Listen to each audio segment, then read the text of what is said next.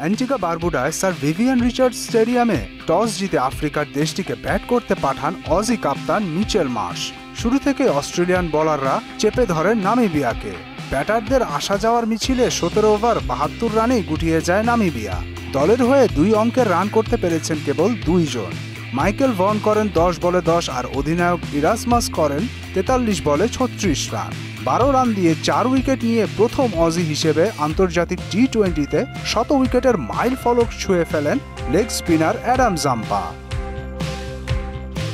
73 রানের লক্ষ্যে ব্যাট করতে নেমেই নামিবিয়া বোলারদের তুলোধুনো করতে থাকেন অজি ব্যাটাররা।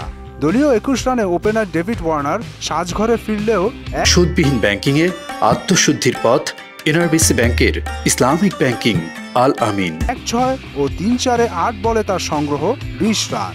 এরপর বাকি কাজটা সেরে ফেলেন ট্রাভিস হেড ও অধিনায়ক মার্শ। 5 ওভার 4 বলেই জয় তুলে নেয় মাইটি অস্ট্রেলিয়া।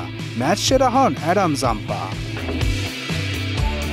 এদিকে ফ্লোরিডায় লডার হিলে বৃষ্টির কারণে পরিত্যক্ত হয়েছে নেপাল শ্রীলঙ্কার ম্যাচ। আগের 2 ম্যাচ হারায় বিশ্বকাপ থেকে ছিটকে গেল লঙ্কানরা।